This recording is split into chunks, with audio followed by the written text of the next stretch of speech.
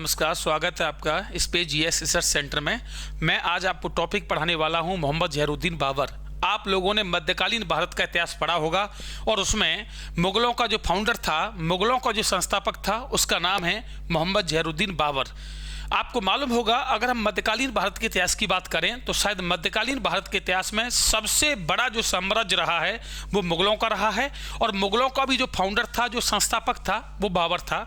बाबर का नाम आपने कई बार सुना होगा जब आप छोटी क्लासों में पढ़ते थे या किसी भी कॉम्पिटिटिव एग्जाम की तैयारी भी करते हैं तो आप बाबर को काफ़ी अच्छे से सुनते भी होंगे। बाबर के बारे में हम बिल्कुल क्लियर चीज़ों को पढ़ाएंगे कि बाबर था कौन, कैसे भारत की ओर बढ़ा और कैसे उसने एक सिंगल व्यक्ति ने, एक 24 साल के नौजवान ने कैसे पूरे भारत पर कब्जा कर लिया था। सबसे पहले मैं आपको बताना चाहूंगा कि बाबर जो व्यक्ति था वो कहां का रहने वाला था, कैसे था। आप मैप के थ्रू देख सकते हैं, ये इंडिया है और अगर आप इंडिया के ऊपर देखेंगे तो ये आपको दिख रहा होगा उज़्बेकिस्तान। ये उज़्बेकिस्तान जो है यहीं का बाबर रहने वाला था। बेसिकली ये माना जाता है कि बाबर जो था वह उज़्बेकिस्तान में एक जगह पड़ती है जिसका नाम है फरगना। फरगना एक जगह है, वहां बाबर का जन्म हुआ था। 14 फरवरी वर्ष 1483 में बाबर का जन्म हुआ, जो कि उज़्बेकिस्तान के फरगना नामक रियासत में हुआ था। बाबर के पिता का नाम उमर शेख मिर्जा था, जबकि इनकी माता का नाम कुतुलुग निगार खां था। बाबर के पिता उमर शेख मिर्जा यहीं उज़्बेकिस्तान में एक छोटी सी जगह पड़ती थी जो कि फरगना नाम से जानी जाती थी। यहाँ के छोटे से राजा थे। आपको बता दें कि बाबर के बारे में यह माना जाता है कि बाबर के अंदर जोश बहुत ज़्यादा था, आत्मविश्वास की पूरी तरीके से मात्रा पूरी थी और बाबर 14 फरवरी 1483 के बाद 11 साल की आयु में इस फरगना का राजा बना। कहते हैं कि 1483 में इसका जब जन्म हुआ तो वर्ष 1494 में बाबर पहली बार 11 साल की आयु में, यानी कि अल्प आयु में फरगना का राजा बनता है। लेकिन वहाँ इसको कई युद्धों का सामना करना पड़ा। लोकल जो क्षेत्रीय राजा थे फरगना के या उज़्बेकिस्तान के, वहाँ के राजाओं ने बाबर पर कई अटैक किए और उस अटैक या उस आक्रमण के कारण बाबर को अपना उज़्बेकिस्तान या फरगना छोड़ना पड़ा। माना जाता है कि बाबर ने जब अफगानिस्तान या उज़्बेकिस्तान को छोड़ दिया तो वो उज़्बेकिस्तान के बाद आगे बढ़ा और वो आगे बढ़ा था पहली बार अफगानिस्तान में। यहाँ आपको बता दूं, उज़्बेकिस्तान से वह काबुल आया, ये काबुल है और काबुल अफगानिस्तान में पड़ता है। बाबर ने उज़्बेकिस्तान या फरगना के बाद पहली बार अंतर्राष्ट्रीय लेवल पर अपने देश को छोड़कर काबुल पर अटैक किया था और काबुल पर जब बाबर ने अटैक किया तो वो डेट थी 1504। आपको बता दें 1504 में बाबर ने अफगानिस्तान के काबुल पर विजय प्राप्त की और पहली बार बाबर की यह अंतर्राष्ट्रीय विजय थी। 1504 में काबुल पर विजय प्राप्त करने के पश्चात मुस्लिम धर्म गुरुओं ने, जो मुसलमानों के धार्मिक गुरु होते थे, जो संत होते थे, उन्होंने बाबर को बादशाह की उपाधि से सम्मानित किया। यानी कि 1507 में बाबर केवल बाबर ही नहीं बल्कि बादशाह मोहम्मद जहरुद्दीन बाबर के नाम से जाना गया।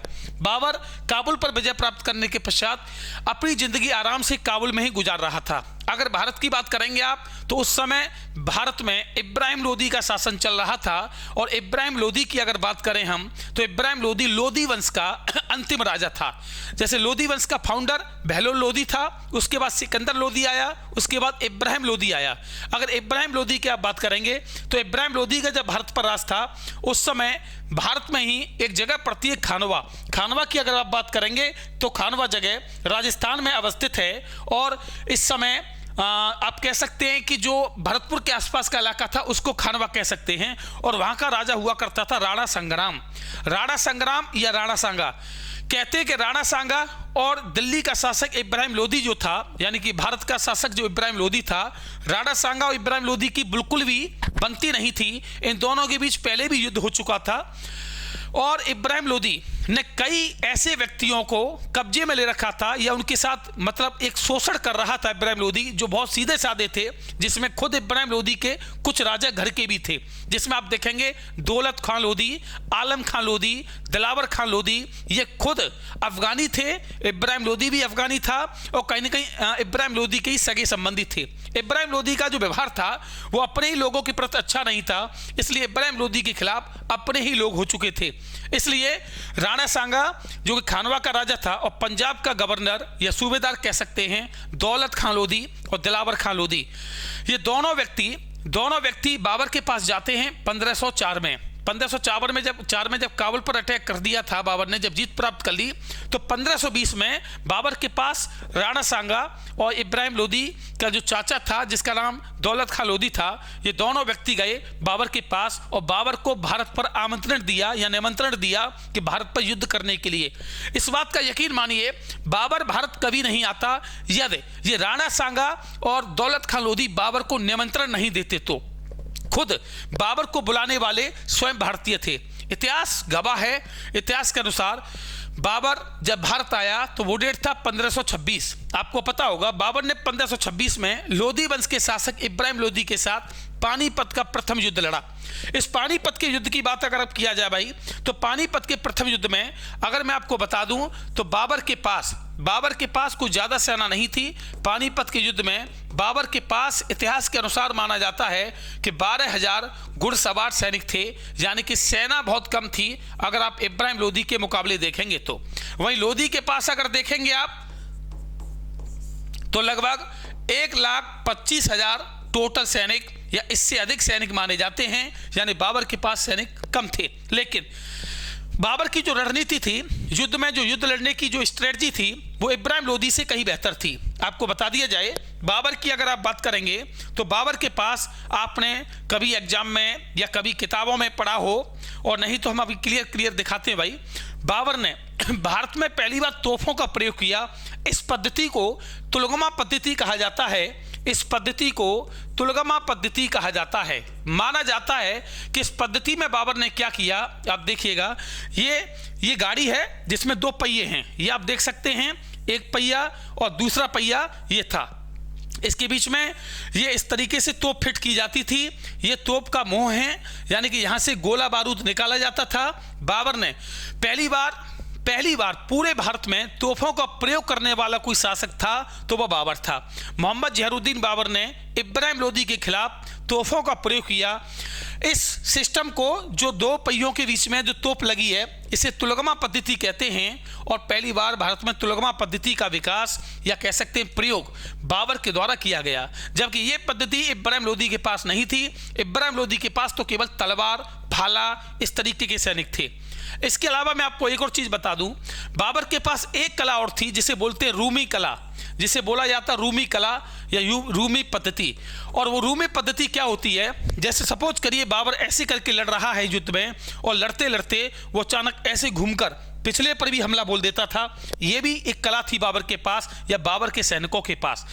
आपको इस बात को समझना पड़ेगा, बाबर के पास सेना की बेहद कमी, बाबर के पास सैनिक ज्यादा नहीं थे, लेकिन बाबर के पास रणनीति इब्राहिम लोदी से बेहतर थी। और इतिहास गवाह है, हिस्ट्री बिल्कुल तरीके से इस बात का एविडेंस देता है कि युद्ध जीतने के लिए ताकत नहीं, बल नहीं, बल्कि माइंड होना चाहिए, दिमाग होना चाहिए। और बाबर के पास उस दिमाग की बिल्कुल भरपूर मात्रा थी। कहते हैं कि पानीपत के प्रथम युद्ध में इब्राहिम लोदी मारा गया और बाबर की जीत हुई। और उस जीत में बाबर इतना खुश हुआ कि यकीन मानिए बाबर ने अपने जितने सैनिक युद्ध लड़ रहे थे उन सैनिकों को, युद्ध में जो भी सैनिक युद्ध में भाग ले रहे थे, उन्हें एक चांदी का सिक्का प्रदान किया। और बाबर ने ये चांदी के सिक्के जो चलाए थे वो याद रखिएगा, उनका नाम था शाहरुख। क्या नाम था भाई? शाहरुख। शाहरुख सिक्कों को चलाने वाला अगर आपसे पेपर में एग्जाम में क्वेश्चन पूछ ले तो आप बताएंगे बाबर था। और ये किसके बने हुए थे? सिल्वर, या कह सकते हैं आप चांदी के ये कॉइन थे, सिल्वर कॉइन थे। पहली बार बाबर ने शाहरुख नामक सिक्के चलाए। और आपको यह भी बता दिया जाए, बाबर ने इसी युद्ध में जीत के बाद कलंदर की उपाधि धारण की, यानी पानीपत के प्रथम युद्ध में जब बाबर की जीत हो गई तो बाबर ने खुशी में, मतलब एक तरीके से जोश में, एक कलंदर का टाइटल लिया। और कलंदर का मतलब होता है सीधा सीधा एक बेहतर राजा। तो बाबर ने पानीपत के प्रथम युद्ध में लोदी को मार दिया, इब्राहिम लोदी को, और मुगल वंश की स्थापना कर दी। तो याद रखिएगा 1526 में बाबर ने मुगल वंश की स्थापना की थी। और किसको मारकर? इब्राहिम लोदी को मारकर। आपको बता दें, बाबर के 4 पुत्र थे, बाबर के 4 लड़के थे और 1 लड़की भी थी। ये आपने अगर पढ़ा हो तो, अभी मैं एक क्लियर दिखाऊंगा चीजों को। बाबर के 4 पुत्र, अगर पुत्रों की बात करें हम तो 4 पुत्र कौन कौन से थे? एक हुमायूं, एक कामरान, एक अस्करी और एक हिंदाल। बाबर के 4 लड़के थे भाई, और बाबर की एक बेटी भी थी जिसका नाम है गुलबदन बेगम। गुलबदन बेगम, इसी पुत्री ने हुमायूं नामा यानी कि गुलबदन बेगम ने ही एक रचना लिखी है हुमायूं नामा, जो हुमायूं की आत्मकथा है। ये किसने लिखी है? गुलबदन बेगम ने।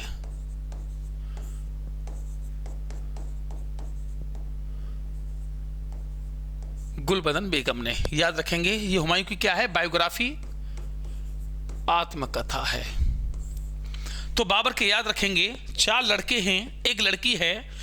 जब बाबर पानीपत के प्रथम युद्ध में जीत गया, तो आपको बता दें पानीपत के प्रथम युद्ध में बाबर अपने साथ अपने बड़े पुत्र हुमायूं को भी लाया था। यानी कि एग्जाम में कभी कभी आता है कि बताइए पानीपत के प्रथम युद्ध में बाबर के साथ हुमायूं का कौन सा पुत्र मौजूद था? तो हुमायूं।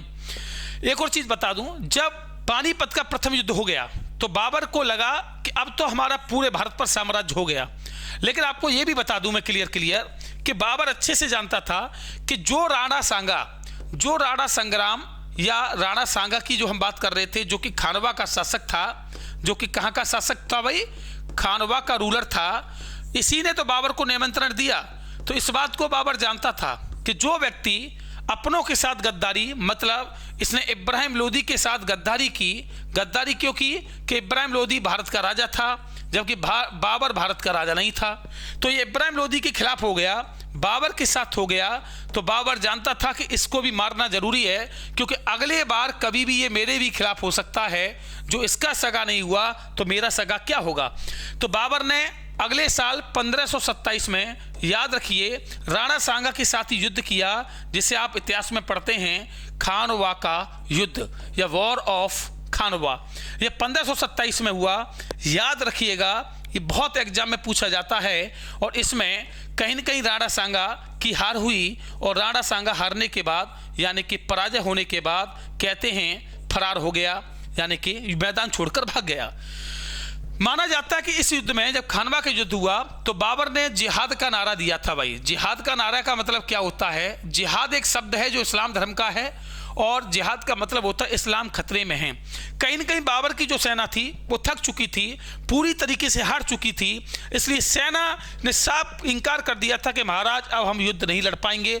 बाबर ने जिहाद का नारा दिया, जिहाद की कसम दी कि इस्लाम खतरे में है, अगर युद्ध लड़ोगे तो अगर शहीद हो जाते हो जन्नत मिलेगी, जन्नत स्वर्ग मिलेगा, और अगर तुम युद्ध के मैदान को छोड़ के भागोगे तो काफिर कहलाओगे। इतने में ही बाबर की सेना में एक जोश, एक कॉन्फिडेंस पैदा हुआ, और सेना बोलने लगी अल्लाह अकबर, अल्लाह अकबर। और अल्लाह अकबर का मतलब कि अल्लाह ही हमारा अकबर है, हम अल्लाह के लिए जीते जीते मर जाएंगे, हम अल्लाह के लिए खुशी खुशी से कुर्बान हो जाएंगे। और इसी वजह से आपको बता दिया जाए कि बाबर ने खानवा का युद्ध जीता। आज भी तो हमारे जो आतंकवादी संगठन हैं ये क्या करते हैं? ये नौजवानों को, जो कम पढ़े लिखे हैं, जो कम समझदार हैं, उन्हें मुखौटा बना लेते हैं, उनका इस्तेमाल करते हैं, और जिहाद का ही नारा देकर। बस को समझिएगा। अब आगे बताते हैं। तो बाबर ने पानीपत के बाद खानवा का युद्ध जीता। और खानवा के युद्ध की बात करें भाई, तो खानवा के बाद 1528 में फिर बाबर ने एक और युद्ध जीता, जिसका नाम आप पढ़ते होंगे चंदेरी का युद्ध। अगर चंदेरी की बात करें, चंदेरी एक जगह है, मध्य प्रदेश में अवस्थित है। यहाँ का जो राजा था उसका नाम है मेदनी राय। क्या नाम है? मेदनी राय। माना जाता है कि यह युद्ध भी बाबर के पक्ष में रहा, इसमें भी बाबर की जीत हुई। देखिए, बाबर हारा नहीं कभी युद्ध में भारत में।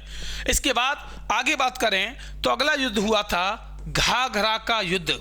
घाघरा का युद्ध हुआ, और घाघरा इसका नाम क्यों पड़ा मैं आपको बता दूं, क्योंकि ये घग्गर नदी के किनारे लड़ा गया था भाई, और इसलिए इसका नाम पड़ गया था घाघरा। ठीक है। इस युद्ध में एक तरफ थे अफगान, और अफगान मतलब जो लोदी था वो अफगानी था, उसी का लड़का था जिसका नाम था महमूद लोदी। महमूद लोदी अफगानों का जो नेतृत्व कर रहा था वो महमूद लोदी, और दूसरी तरफ था वही बाबर। और माना जाता है कि इस युद्ध में भी बाबर की जीत हुई, बाबर जीत गया। यकीन मानिए बाबर अपने इंडिया में कई युद्ध लड़ा लेकिन एक भी नहीं हारा। ये बाबर का सौभाग्य था, ये बाबर की रणनीति थी, ये बाबर का जोश और कॉन्फिडेंस था। आपको ये भी बता दिया जाए कि यह घाघरा का युद्ध मध्यकालीन इतिहास का, घाघरा का युद्ध मध्यकालीन इतिहास का ऐसा युद्ध है जो जल और थल दोनों में लड़ा गया था, क्योंकि घग्गर नदी में भी ये युद्ध लड़ा गया और जमीन पर भी ये लड़ा गया। तो एक एग्जाम में यह भी प्रश्न आ जाता है कि बताइए पहला ऐसा युद्ध जो मध्यकालीन इतिहास का है या मुगलों के इतिहास का है जो जल और थल दोनों में लड़ा गया। तो दोस्तों आपको ध्यान रखना पड़ेगा, इसका आंसर होगा घाघरा का युद्ध। यकीन मानिए बाबर के मुकाबले कोई भी योग्य रूलर नहीं रहा मध्यकालीन इतिहास में। आप देखेंगे बाबर के बाद हुमायूं आया, हुमायूं के बाद शेरशाह सूरी आया, शेरशाह सूरी के बाद अकबर आया, अकबर के बाद जहांगीर आया, जहांगीर के बाद शाहजहां आया, शाहजहां के बाद औरंगजेब आया, औरंगजेब के बाद मुअज्जम या कह सकते हैं बहादुर शाह जफर प्रथम आया। कोई भी रूलर हो बाबर के मुकाबले इतना योग्य कोई नहीं था। बाबर फाउंडर है मुगल साम्राज्य का, और आप देखेंगे बाबर ने देखते देखते बहुत कम समय में बहुत बड़े एरिया पर अपना एम्पायर खड़ा कर दिया, बहुत बड़े एरिया पर अपना मुगल साम्राज्य स्थापित कर दिया। ये आपको सीखना पड़ेगा, ये आपको समझना पड़ेगा। आगे बढ़ते हैं। अब देखिए भाई आगे बाबर ने, याद रखिएगा बाबर ऐसा नहीं है कि केवल युद्ध ही युद्ध लड़ता हो, बाबर पढ़ा लिखा भी था, एक योग्य शासक था। यह आपको समझना पड़ेगा। और कैसे योग्य था आपको बता दूं कि बाबर ने अपनी आत्मकथा, बाबर ने अपनी बायोग्राफी स्वयं लिखी है, अपनी आत्मकथा स्वयं लिखी है, और जिसका नाम आप जानते होंगे वह है किसके नाम से, तुजुक ए बावरी। तुजुक ए बावरी ये बाबर की आत्मकथा है, आपको याद रखना पड़ेगा। और ये बाबर ने इसकी रचना स्वयं की, और यह तुर्की भाषा में लिखी गई है। किस लैंग्वेज में है भाई, तुर्की। चूंकि बाबर जो है तुर्की भाषा को अपनी राजकीय भाषा मानता था। पहली बार फारसी को अकबर ने इस्तेमाल किया, जबकि मुगलों की जो है तुर्की भाषा का ही ज़्यादा प्रयोग हुआ। बाबर ने ये तुर्की भाषा में तुजुक ए बाबरी एक आत्मकथा लिखी थी, जिसमें बाबर ने बताया कि जब मेरी डेथ हो जाए, जब मेरी मृत्यु हो जाए तो मुझे आप कहाँ दफनाएं, मुझे काबुल में दफनाएं। काबुल मतलब बाबर का सबसे प्यारा क्षेत्र माना जाता है, क्योंकि पहली बार भारत में पहली बार जो बाबर राजा बना वो काबुल से ही प्रारंभ हुआ था 1504 में। तो याद रखिएगा। इसके अलावा बाबर ने अपनी आत्मकथा में भारत की काफ़ी तारीफ की। बाबर ने स्वयं बताया है अपनी आत्मकथा में कि भारत दुनिया का ऐसा देश है जिसके लालच, जिसने भारत ने मुझे अपनी ओर आकर्षित किया। चूँकि भारत की जलवायु बड़ी बेहतर है, भारत में कुछ समय के लिए ठंड भी रहती है, कुछ समय के लिए गर्मी भी रहती है, कुछ समय के लिए बरसात का मौसम भी आता है, कुछ समय के लिए पतझड़ बसंत ऋतु भी आती है। इसलिए मैं भारत की ओर आकर्षित हुआ। बाबर ने साफ साफ कहा है भारत दुनिया का सुंदर देश है, लेकिन बाबर ने भारत के लोगों के बारे में कहा है कि भारतीय लोग सुंदर नहीं थे, भारतीय लोग बुद्धिमान नहीं थे, भारतीय लोगों में दिमाग की कमी थी। ये स्वयं बाबर ने अपनी बायोग्राफी तुजुक ए बाबरी में दर्शाया है। और इस बात का भी कोई शक नहीं, अगर हम कम बुद्धिमान नहीं होते तो हमारे ऊपर बाबर राज करने कैसे आता। राणा संग्राम बाबर को क्यों बुला के लाया, आप इसी से अंदाजा लगा लो, वो कम बुद्धिमान था तभी तो लाया, अन्यथा क्या आवश्यकता पड़ी थी किसी विदेशियों को यहाँ ढूंढ ढूंढ के बुला के ला रहे हैं आप। इसी का तो नतीजा है कि बाबर के तमाम पीढ़ी वालों ने हम पर 250-300 साल शासन किया, नहीं तो क्या मतलब है आप बताइए। उसको न्योता तो हम लोगों ने ही दिया, एक और चीज बता दूं, बाबर की आत्मकथा में जो गुलाब का फूल होता है, गुलाब का फूल होता है, वो याद रखना बाबर का सबसे पसंदीदा फूल गुलाब का फूल था। बाबर ने खुद काबुल में लगभग 10 से 12 बीघा में गुलाब की खेती की थी, जबकि भारत में भी बाबर ने कई बड़े बड़े बगीचे, बड़े बड़े गार्डन स्थापित किए थे। उनमें से एक गार्डन तो आपके आगरा में ही है, एक गार्डन तो आगरा में ही है, और इस गार्डन का नाम है आराम बाग। इस गार्डन का नाम है आराम बाग, याद रखना पड़ेगा दोस्तों, आराम बाग। माना जाता है कि बाबर व्यवहारिक तौर पर कहता था कि जब मेरी डेथ हो जाए तो मुझे आगरा के आराम बाग में दफनाया जाए। इसलिए मुस्लिम धर्म गुरुओं ने जब बाबर की डेथ हुई तो बाबर को आराम बाग में ही, आगरा के आराम बाग में ही दफना दिया। लेकिन जब विद्वानों ने उसकी आत्मकथा पढ़ी, जब विद्वानों ने उसकी तुजुक-ए-बाबरी पढ़ी, तो उसमें देखा कि बाबर तो काबुल की जिक्र करता था, बाबर तो काबुल को पसंद करता था। तुरंत दोस्तों उसकी कब्र को खोदा गया, और कब्र को खोदकर शरीर तो मिट्टी में मिल गया, मिट्टी का ही शरीर है, मिट्टी में ही मिलेगा, और उसकी बची हुई हड्डियों को वहां से उखाड़ा गया, आनन फानन उखाड़ा गया, और यहां से उखाड़कर फिर उसकी हड्डियों को काबुल ले जाया गया। इसलिए बाबर पहला ऐसा मुगल शासक है, बाबर ऐसा फर्स्ट मुगल रूलर है जिसकी कब्र 2 जगह है, आगरा में और काबुल में। बाबर ऐसा मुगल राजा है जिसके मकबरा 2 जगह है, आगरा और काबुल में। आपसे दोस्तों बता दें, अगर पेपर में पूछे तो आप बता देंगे। पहली बार उसका मकबरा कहां बना? आगरा में। दूसरी बार उसका मकबरा कहां बना? काबुल में। तो याद रखिएगा 2 जगह है। बाबर ने आगरा में आराम बाग नामक गार्डन बगीचा बनवाया। बाबर ने आगरा में ही मस्जिद भी स्थापित कराई। याद रखना, मस्जिद भी बाबर ने आगरा में बनाई थी। बिल्कुल क्लियर होना चाहिए। आगे बढ़ जाए भाई, आगे बढ़ जाए। चलिए भाई आगे बढ़ते हैं, आगे की चीजें देखेंगे आप। अब मेरे साथ आइए। अगर बाबर के बारे में बात किया जाए तो अब देखेंगे कि बाबर के बारे में माना जाता है कि बाबर ने एक बहुत बड़ा साम्राज्य स्थापित किया, लेकिन कहते हैं कि बाबर ने अपने जीवन में कभी भी आराम नहीं किया। बाबर का जीवन संघर्ष करते करते निकल गया। आप देखेंगे बाबर ने जन्म से ही 11 साल की आयु से ही संघर्ष किया। दोस्तों इस बात को समझना पड़ेगा, हम इतिहास को गलत तरीके से न समझें, इतिहास से हम सीख लें। एक ऐसा व्यक्ति जिसकी महज 11 साल की आयु थी, 11 साल की उम्र से मेहनत कर रहा है। आप बताइए, जो मेहनत करते हैं उनका तो नाम इतिहास के पन्नों पर ही लिखा जाता है। बाबर ने भारत पर राज किया, ये कोई गलत नहीं है। उसने अपने दिमाग का इस्तेमाल किया, उसने अपने शरीर का इस्तेमाल किया, उसने रिस्क लिया, तो राज तो करेगा ही करेगा।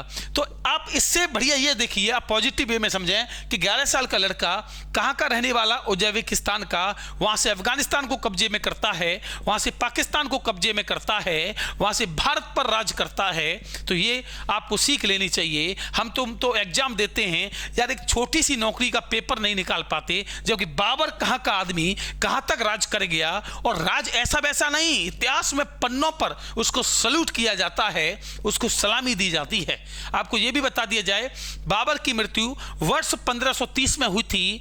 इतिहास के अनुसार बाबर की मृत्यु पेचिस बीमारी के कारण हुई, जबकि हुमायूं नामा यानी कि बाबर की पुत्री गुलबदन बेगम ने जो ग्रंथ लिखा है, हुमायूं का जो आत्मकथा लिखा है गुलबदन बेगम ने, जिसका नाम है हुमायूं नामा, इस हुमायूं नामा में याद रखना स्वयं गुलबदन बेगम ने कहा है कि बाबर की मृत्यु का कारण, बाबर की डेथ का कारण कोई और नहीं था बल्कि इब्राहिम लोधी की मां थी। इब्राहिम लोधी की कौन थी भाई? मां थी, जिसने बाबर को जहर दे दिया था और उस जहर के कारण बाबर की डेथ हो गई। लेकिन आपको बता दें, जो सही मायने में इतिहासकार मानते हैं वह क्या मानते हैं आपको समझना पड़ेगा। वो मानते हैं कि बाबर को बीमारी हुई थी पेचिस, उस पेचिस के कारण बाबर की डेथ हुई। अब आगे बढ़ते हैं। देखिए, अगर आप ये देखेंगे तो ये भारत है, ये देखेंगे तो ये उज्बेकिस्तान है, यहाँ बाबर का जन्म हुआ। इसके बाद बाबर इस तरीके से होते हुए और यहाँ अफगानिस्तान आया, यहाँ काबुल था, काबुल पर कब्जा किया, फिर काबुल से यहाँ पाकिस्तान आया, पाकिस्तान पर कब्जा किया, फिर यहाँ ऐसे पंजाब होता हुआ और वह दिल्ली पर कब्जा करने आ गया, और यहाँ उसने पानीपत का युद्ध लड़ा और लगभग इस भारत पर भी उसने कब्जा कर लिया। मैं आपको बता दूं आगे की चीजें, सुनिएगा ध्यान से। स्टूडेंट्स, अगर हम मुगल वंश की बात करें, मुगल वंश की बात करें तो आपको समझना पड़ेगा मुगल वंश का जो फाउंडर था, जो संस्थापक था, याद रखेंगे कि वो था बाबर, जिसका पूरा नाम है मोहम्मद जहरुद्दीन बाबर। इसने मुगल वंश की स्थापना कब की? वर्ष 1526 में की। किस वंश को समाप्त करके की? लोदी वंश को समाप्त करके की। ये आपको समझना पड़ेगा। अगर मैं आपको बता दूं आगे की चीजें, अगर आप मुगल वंश देखेंगे तो मुगल वंश के कौन कौन से रूलर रहे हैं मैं आपको दिखाना चाहूँगा। हमने डाली मुगल वंश, और ये हम बात करेंगे स्टूडेंट्स रूलर यानी कि शासक। आप मेरे साथ देखते चलेंगे और आपको कुछ भी नहीं करना। अगर मुगल वंश के रूलर देखेंगे आप तो मुगल वंश के कुछ मेजर रूलर हैं जो मुख्य शासक हैं, जिसमें सबसे पहले नाम आता है बाबर। सबसे पहले नाम आएगा बाबर। नंबर 2 पर नाम आएगा हुमायूं, जो बाबर का पुत्र ही था। हुमायूं का मतलब होता है भाग्यशाली। नंबर 3 पर हुमायूं के बाद आएगा कौन? अकबर, जो हुमायूं का बेटा है। अकबर के बाद अगला राजा आएगा मुगल वंश का जहांगीर, जिसका सलीम नाम था, जो अकबर का बेटा था। इसके बाद जहांगीर का बेटा खुर्रम शाह, जिसे आप शाहजहाँ बोलते हैं मुगलों में, ये आशिक है, आशिक। और शाहजहाँ के बाद अगला शासक जो स्टूडेंट्स आएगा उसका नाम है औरंगजेब। ये तो बहुत बड़ा कट्टर मुस्लिम शासक माना गया है, इसके मुकाबले कोई कट्टर नहीं था। अगर स्टूडेंट्स आप इनका शासनकाल देखें कि कौन सा राजा कब तक रहा, तो बाबर की अगर बात करेंगे तो 1526 से लेकर 1530 तक जो गद्दी पर बैठा वो बाबर। हुमायूं 2 बार गद्दी पर बैठा, एक बार 1530 से लेकर 1540 तक रहा, लेकिन बाद में यहाँ चौसा का युद्ध होगा और बिलग्राम का, तो शेरशाह सूरी के द्वारा हारा जाएगा। फिर दोबारा ये गद्दी पर बैठा था। अकबर की बात करें तो अकबर का शासनकाल 1556 से लेके 1605। जहांगीर की बात करें तो इसका शासनकाल 1605 से लेकर 1627। शाहजहाँ की बात करेंगे तो 1627 से लेकर 1658, याद रखेंगे 1627 से लेकर 1658 तक।